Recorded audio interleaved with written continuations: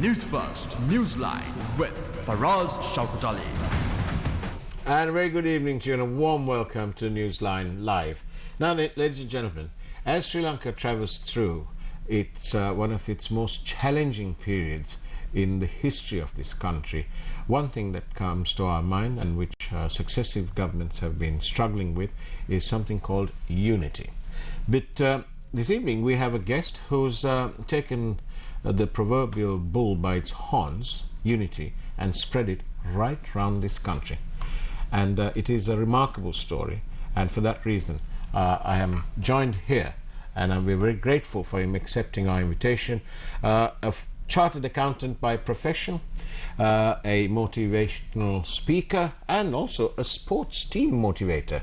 He's right here from the Unity Mission Trust, Mr. Bertul Pinto Jayawardena. A very good evening to you. Pleasure having you on the program. Thank you, Faraz. Good evening, and thank you for inviting us and giving us the opportunity to share our story with you. And Mr. Jayawardena,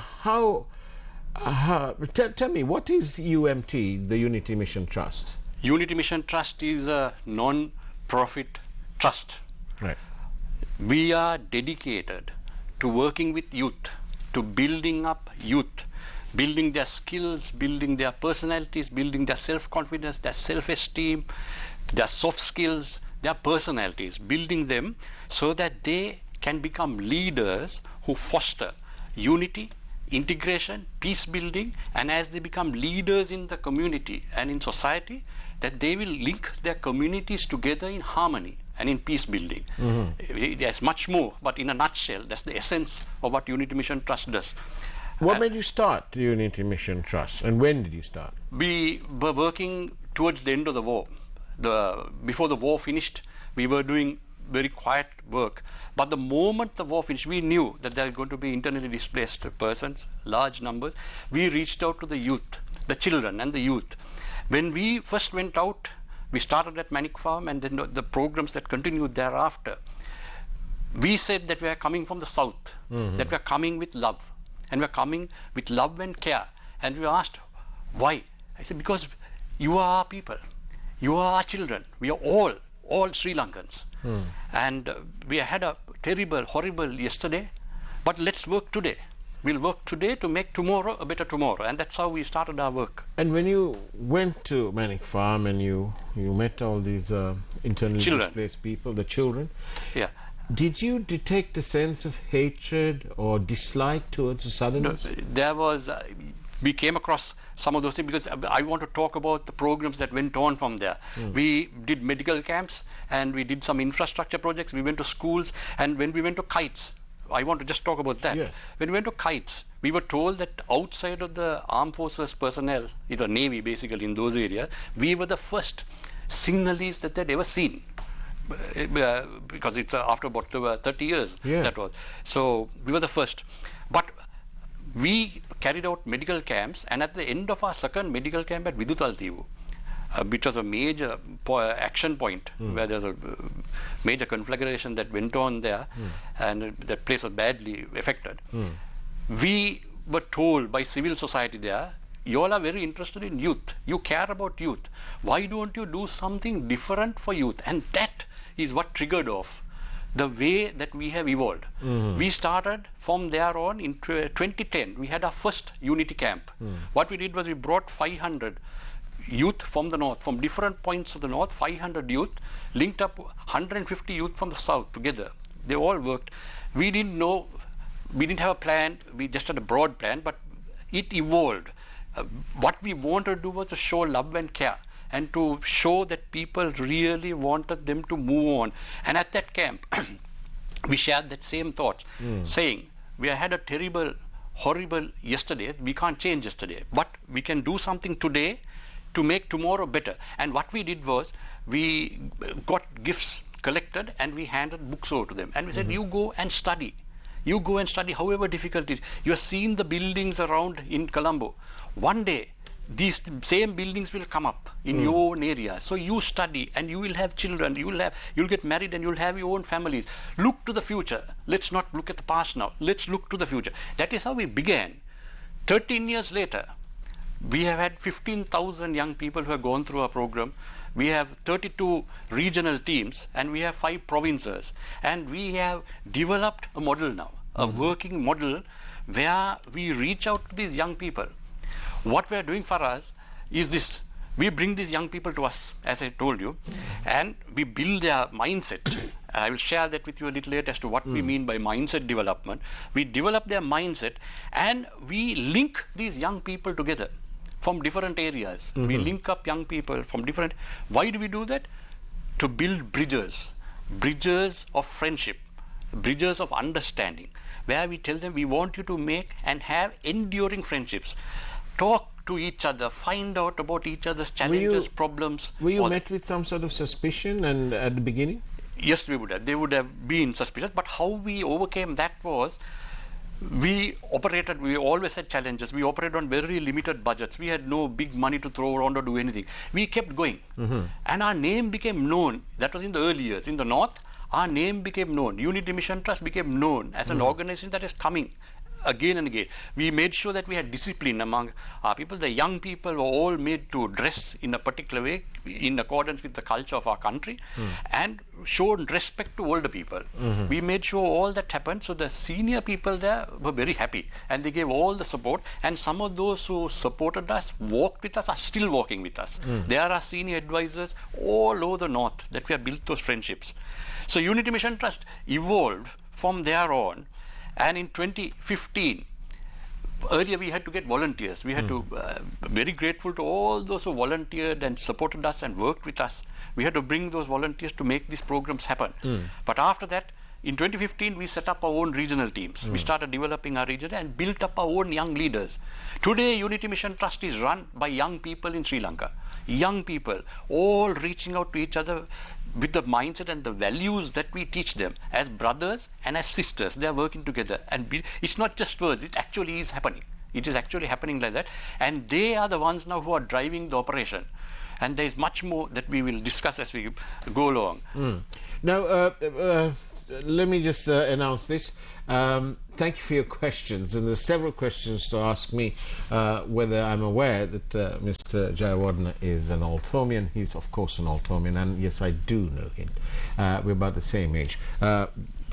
We went to school together. All right, thank you very much for your questions. By SMS or by WhatsApp, as you like, 0772 300 305. We are in conversation with the founder of the Unity Mission Trust, Mr. Bertel Pinto Jayawardena. Now then, Mr. Jayawardena, how difficult was it to get these refugees, these internally displaced people who must have been absolutely traumatized by the war? That was at the very beginning.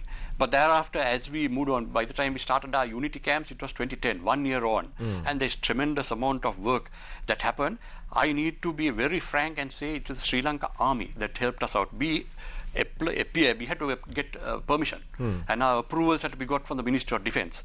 And thereafter, we used to write to the Army commander and asking for help with the work that we were going to do. If not for the support of the Sri Lanka Army and the Sri Lanka Police, we would not have been able to carry these out on our own.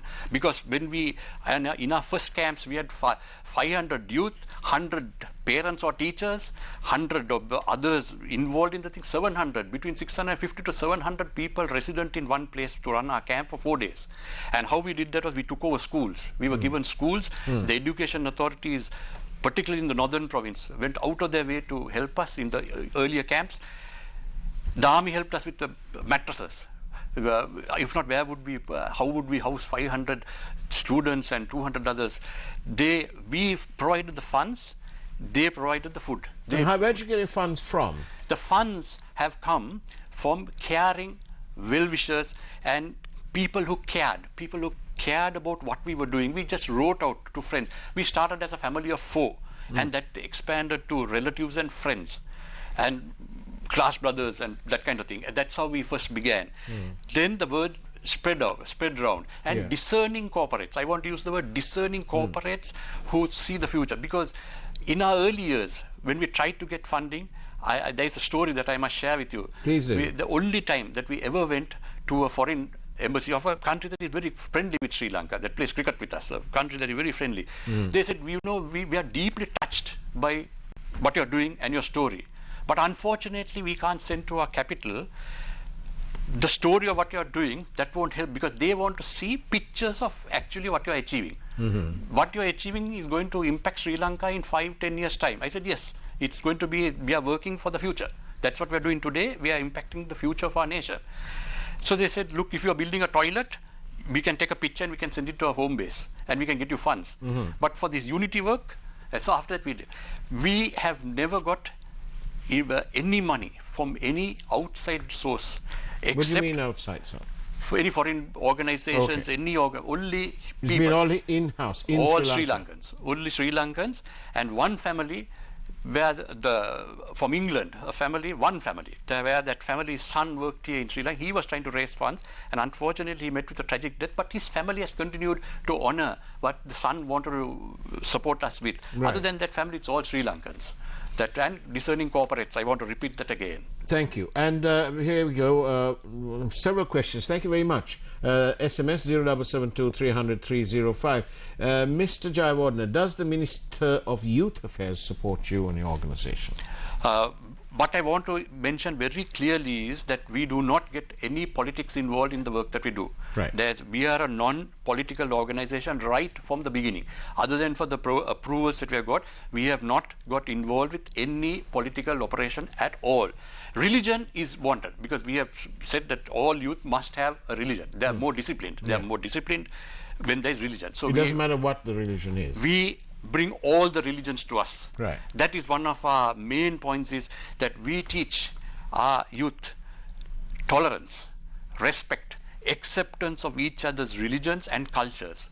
And that is one of our hallmarks. And see, we have certain basic rules and values that we teach our children. As they come in, I need to share with you, Faraz, that the first thing that we teach any youth when they come in is, you are a Sri Lankan. We are first and foremost Sri Lankan. Second thing is, we share it and we stress it to them, and I personally speak to all these youth wherever possible, and at every program we stress it. In every written document we tell them this. Each youth who comes in is an equal and equally valuable son or daughter of one mother. What we tell them is, the mother at home who gave you birth, who gave life to you, who looks after and gave you love, you look after. You love her and you look after your mother. The same way, there's another mother who your feet are on that ground of that mother. That mother is giving you a place to stay, a beautiful motherland. You look after that mother. That mother will look after you automatically. And how do you look after that mother? You look after each other. You work in unity. You work as equals, that there is no difference. We are all Sri Lankan. You keep that in mind, that you are Sri Lankan, and work together, looking after each other, respecting each other, understanding each other. And so that is the core fundamental message that we drive and drill into the minds of all our youth. And what about elsewhere? I mean, you've obviously done a lot of work in the former conflict areas, but what about the rest of the country? Right. Now, north-south, we have worked in the south, Okay. we have worked in the hills, and one of the, like I told you, in 2015 we moved into getting our youth to get involved. 2017 was another milestone year, because that year some of the seniors got together with my wife, who is the co-founder, and my wife Shamala, and co-founder, and had a chat with us very frankly and said, look, we are the people who are there, but we need another level of leadership to help us to make this organization grow. And I took that on board, and we developed in 2017, 2018, we developed a second level called the Emerging High Potential, and then a third level called Young Power Leaders. Now today we have 80 young power leaders and about 35 emerging high potential leaders and 30 national leaders. So that What do you call the others? The students? Associate members. Associate members. They're all associate members. Right. So what we did was in 2017, that was that. The next very important milestone that we had was 2019, the Easter bomb. After the Easter bombs, we were just about to have a camp in Manna, and that very day there were youth staying in our home. Our home is a base. Our home at Talawatugudi is a base for our national leaders. They come and they stay there. We were all together there when this bomb went off. We immediately evolved and adapted to the need that Sri Lanka had. What we did was, we moved heavily into interfaith work. And on that note, we'll take a quick break and take a peek at this evening's headlines from the Newsfirst news team. But in the meantime, Do remember we are in conversation with the founder of UMT, Unity Mission Trust, Mr. Bertel Pinto Jayawardena. You can send us your questions by SMS, please, to 0772 300 305. We'll see you on the other side of the break.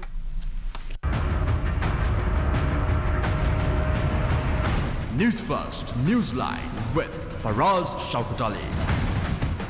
And welcome back to Newsline Live. I'm in conversation this evening with Mr. Bertel Pinto Jayawardena, the founder of the Unity Mission Trust, actually the co-founder. He's the co-founder along with his wife, Shamala Jayawardena. And I want to ask you, Mr. Jayawardena, very quickly, what are the barriers that you sort of experience in your journey thus far? Right. The biggest, first we had to get approvals. That's a process. We had to, in the initial years, it was a process because people didn't know who we were. Right. And I remember having to get the governor at that time in the north to understand that what we were trying to do. And after that, he became a very strong supporter of our work after he understood what we were doing. But the biggest challenge that we had, the limitation that we had, is finance. Because we are operating on a shoestring budget.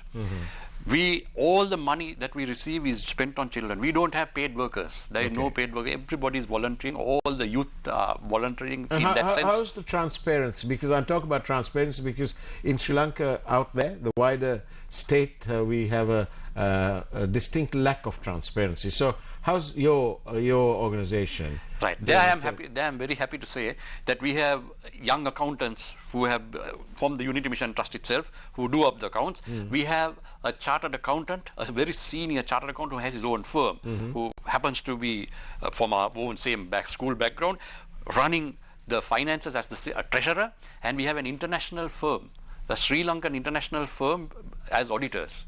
We have a bank, which is a state bank, is our bank, and our accounts are done, audited, and available.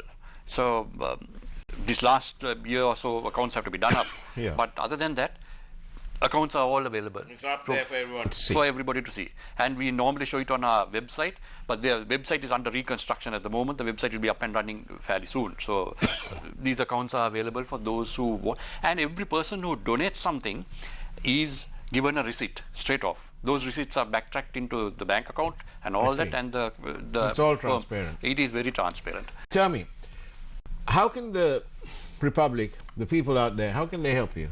How can they get involved? That is, thank you for asking that question, Faraz. It matters to us. We have been working originally with youth who are from 16 years plus up to 29. And the youth who first joined us when they were 16, 17, 10, 11 years ago are today 27, 28, 29, 30. We expanded that age. But what we really want to say is to reach out to the larger public of Sri Lanka, saying that those who care, and there are a lot of people who actually care about unity and integration and peace building work in this country. We will be surprised with the amount of care. Is that feeling, that need for unity and understanding, have you come across it as being inherent in the people of Sri Lanka? We are working with youth. Some people don't actually understand what things we are trying to do. Then there is skepticism, saying, look, can you actually achieve these things? And those are the challenges that we have, that we are constantly been pushing boundaries. We have been doing, even the soldiers who helped us at the ground level, I said, you all are doing, who just came and had a chat, I said, you are doing what is impossible. You are doing something that is impossible, you are making possible. That is because of the commitment and the resolve. We have managed to do all this because we have not been involved with any politics. Right. We have only, as you said, reached out to religion, brought in all the religions, and we have run a very clean operation. We are run with discipline. We have values in how we are doing things. All our youth are taught these values because we want them to carry these values out into the future in their lives. We want our youth to be successful in their corporate and personal lives as well, to be successful there and feed back into Unity Mission Trust, and from Unity Mission Trust to get strengthened from there and go back into their personal lives. Right. So coming back to how people can help us. Can I just say this, please? Just 1 second. I wonder if our production team can please put on the card just for a bit more. I've got several messages saying that they couldn't capture the telephone number. So if you could kindly play the card again, Harshana. Thank you. And in the meantime, I'll read out this one of several messages that we received, and here we go. It says here, I say, this fellow Pinto has done a rather fantastic thing. Damn good for a Thomian. Respect from a royalist. Thank you.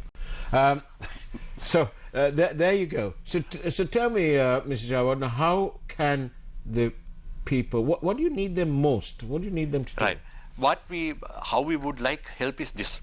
We have out there people who have retired, people with valuable experience. I'll give you one story of to exemplify the kind of support that we want.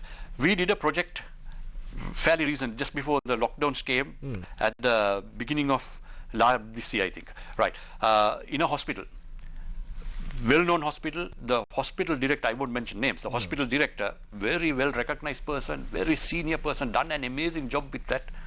He came to watch what we were doing. My wife was running a program there, an art program for patients, and our Unity Mission Trust youth from that region were there. They were together. And he got me to a side and he spoke to me and he asked, want to know more about you. Then he told me, now mind you, he's a highly respected, very senior doctor. And he's telling me, for me, in my heart, I want unity in this country. How can I help you? How can I work to be of support to you? Now, this is exactly what we're trying to say. There are people who have very rich, valuable experience. You can help us in many ways. You can come in. We have 32 regions. We are now opening out and building up a scheme where anybody who wants to work with us, but they have to be, if they want to work with us, they have to accept everybody as Sri Lankan. We are very clear and very focused on that. They have to be willing to work with any and everybody, because everybody matters to us. All are equal in this country. Sri Lanka. One Sri Lanka. I am Sri Lankan. That is it. We say one people, one country. That is what we say. Right. So these senior people, perhaps people who have time on their hands, can come in on a regional mentoring scheme. We have a scheme that we're developing now, 32 regions. We can assign and allocate some of the people who are willing to share time to work with these regions. Within our pyramid, we need English. We need English as a link language. We need English for higher education. Lots of youth around the country need that support. We need people to come and help us to teach English. We need IT skills taught. We need soft skills taught. So if anybody who is willing to come and do those, we will do the rest of our work, and we will work with them and we'll share with them the knowledge and the way that we have those certain rules and the value systems that Unity Mission Trust imbibes and inculcates in every youth who comes to work with us, who is a part of our journey. And we tell these youth to come that this is a journey for life. If you're joining us, it's a journey for life. When you bring, if you're going to get married, you bring the person who's going to be your spouse. When you know it, bring that person also in. Let that person also be strengthened by the value systems that we're teaching. Let that person also benefit from that. Then you will be able to work together. So we want these people, the very rich experience, managerial or anybody else who wants to volunteer. That's one. To create awareness of the work that we're doing. Share our mindset. We are reaching out to the youth that we have 15,000 plus only at the moment. And then through them, to their friends, they can share our mindset of unity, of I am a Sri Lankan, of equality, of that all are equal. They can share that mindset with their own youth, with their relatives, with their friends' children, all that. They can send them to us. There is one more for us that we can talk about, which is funding. That is standard in the sense that we are operating, we can do more. Right. That's all. We can do much more. We are doing what we can through that. And where funding is concerned, I want to thank those who are watching, who have helped us by the one single big fundraiser event that we have is a sing-along that we had for 4 consecutive years. One of our trustees, Rukshan Pereira, well-known Rukshan Pereira, international maestro in music, he runs this sing-along for us. And that is the main source of funding that we have. And some of them manage on those shoestring budgets to do what work we are doing. I read through some of the blurbs that you have, and these are wonderful things. Remember that you are all equal and equally valued sons and daughters of one Sri Lanka. And more successful, you must climb the mountains, the challenges that life places before you, and you must never ever give up. You must persevere and keep climbing to the top, because your dreams, your victory is there. I'll tell you the last one, the last two, when we finish. But those are wonderful values. And is this what you inculcate in your associate members? Yes, thank you, Faraz, for sharing that with everyone. That's exactly what we share. Every youth is taught this. And there are some projects, I will just very quickly run through those. We have some unique projects that we are doing. We have evolved. The lockdown and the pandemic didn't make us shut things down. We expanded and grew during that time. We had a major need to go into the southeast of Sri Lanka. From the time the bomb explosion took place, we were very keen to go there. Today, we are in all those, from Potuville up to Trincomalee and beyond, we are there. We have also moved. Another dream that I had was to move into the islands of Jaffna. Today, we are in the islands of Jaffna. It is our youth who are doing this for us. They are the ones who are making that effort to help Unity Mission Trust grow. So every youth who comes in, any new member, is given a welcome pack, a welcome letter. All those things are shared, and we have a code of conduct for our discipline. We have very clear guidelines on how youth has to behave in society and how they have to relate with each other. That all those value systems are available on that. So today we have been blessed, we are humbled by the fact that Unity Mission Trust has a footprint all over Sri Lanka. And all we want is, we are focusing not on today, not on tomorrow, not next year. We are focusing on the next 5, 10, 15, 20, 25, 30 years ahead. We may not be there. We may not be there. And we are told, all our youth leaders, and we have a team called the Strategic Leadership Council. That is the apex group of all the youth leaders of the 4 different levels. We are told them, you're the success organization. You make sure that you work together as brothers and sisters, carrying forward these values, these ideals, because what we share with them is 20 years from today, you remain as friends as you are. All of you will be doing something in society. You will be leaders in society somewhere, and all of you are linked together. Without politics, you are linked together. One telephone call to each other, you can sort problems, you can resolve problems, and our youth are all over, because we have built bridges of friendship, a network of bridges all over Sri Lanka. Bertul Pintajayawardena, what a wonderful story and what wonderful work that you do. Newsline is deeply obliged at your presence. Thank you very much, and I do hope that you continue the good work, because, as you say, at the Unity Mission Trust, nothing is ever impossible. And yes, I can, you can. One Sri Lanka. Thank you very much, Bertul Pintajayawardena. Thank you for bringing us and allowing us to share our story with Sri Lanka. Thank you so much, Faraz. Thank you. It's a great pleasure. And that's the way it was on Newsline Live this evening. Take care, and as always, God bless you.